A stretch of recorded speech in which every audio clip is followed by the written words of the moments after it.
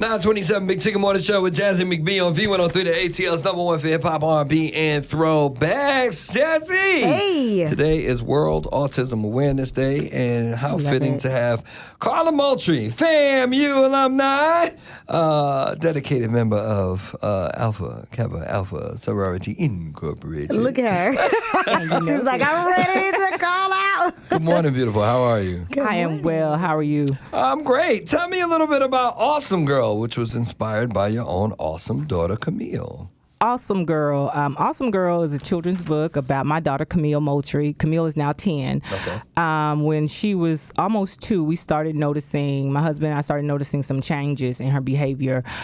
We had just moved from New Jersey to Georgia, and she was at a daycare, and I would notice every morning when I dropped off to daycare, she would just cry. So I'm thinking this is just separation anxiety, new place. She didn't want to really be here. Mm-hmm. And then my husband, probably a couple weeks in, he said, Camille is not using her words anymore. She's not trying to communicate. And I just still kept thinking, oh, she's just having separation anxiety. Right. Then a couple weeks later, the director of the daycare said, I think you might want to get her checked out. I've seen this before. And I'm like, checked out? What do you mean? She said, I think she may be autistic. So she gave me information to try, because we hadn't even found her a pediatrician yet. Mm-hmm. So she gave me an information to an agency to try to get her tested. So we contacted the agency. They had a wait list for like 2 months. So, I told them how urgent it was. So they got me in the next week. Okay. And then we found a local pediatrician, and the agency and the pediatrician both thought, well, after her first round of testing, well, she's a girl. She'll probably just talk late. She'll probably just speak late. Girls are more mature than boys. So she's fine. And, when you're being tested for autism, there's this long list of questions, over 300 questions. And you have to score a certain percentage before they can give you a diagnosis. And obviously, she couldn't respond and do everything that they were requesting. So they said she's not autistic. So they said, she's a girl. She'll just speak later. Mm-hmm. And we kept noticing still more and more and more. Mm-hmm. And then we went in for a second evaluation. Mm-hmm. Still not enough symptoms. Then almost at 3 years old, we did a third evaluation, and we finally got the diagnosis of autism. Oh, wow. I remember the day like it was yesterday. My husband and I were in the behavioral psychologist's office, and she said, Camille does have autism. And I remember I literally collapsed. Like I was standing and my husband caught me and I just started crying. Because you're using Google and WebMD and you research and you're still Stay seeing off of Google. Because it's a death sentence every time you Google those symptoms. You're seeing the symptoms when they're saying no. And in my mind, my husband's a pastor, so in my mind I'm thinking, okay, good. I'm a woman of faith. She won't have autism. This is good. This is good. They're saying she doesn't have it. But then the realization hit when she got the diagnosis. And my husband's like, she'll be okay. She'll be okay. And then, the doctor literally said, you may never hear her speak. Wow. You may never hear her say mommy.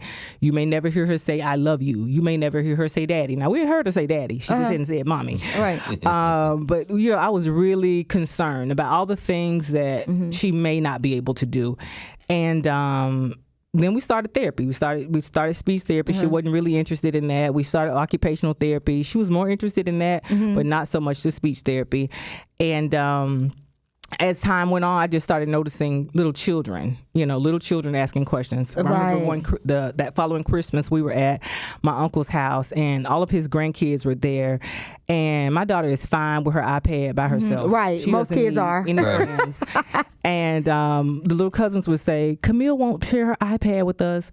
She won't share her toys with us. She won't share her snacks with us.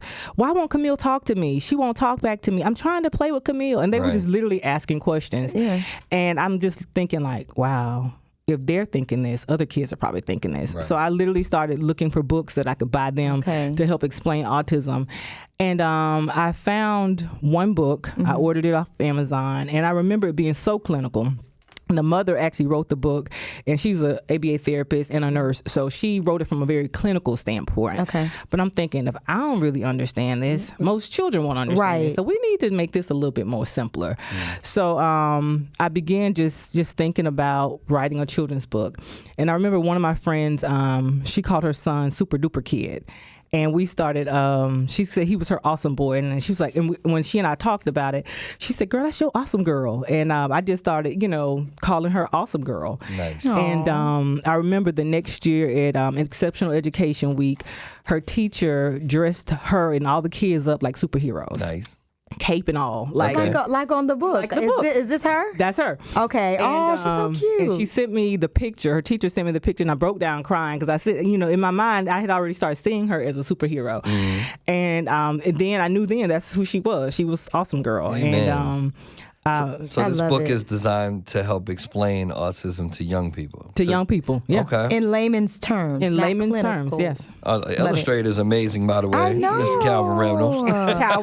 Calvin is amazing. Oh my gosh. Where can they get this book? The book is on Amazon.com and everywhere books are sold, Walmart.com, BarnesandNobles.com. Yes, everywhere books are sold. What do you say the biggest takeaway for parents looking to get this book and trying to explain it to the young people? What is the biggest takeaway from this entire book? The biggest takeaway is that you really understand that children with autism are different, but they still have strengths.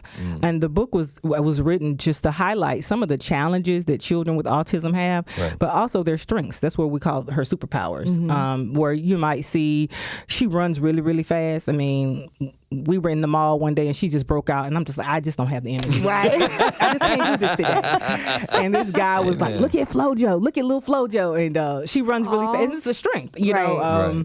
Some people, look at that and think like, oh, we got a runner, but yeah, we're going to see we can get on the Olympics. Put her in some track, okay? Listen, right. I encourage you to get this book for your children so that you can help have the conversation and the explanations for them. Awesome Girl, The Awesome World of Camille Moultrie, second grade. By Carla Moultrie, illustrated by Calvin Reynolds. Again, available in paperback, hardcover, and digital. There you go. Thank you for coming in this morning. Thank you for your hard work, your dedication to your child, and for helping explain this to the rest of the people who might not understand. Thank you so much for having me. I appreciate it. Absolutely. Miss Carla Moultrie, the book is called Awesome Girl. We got more Big Ticket Morning Show with Jasmine B next on V103.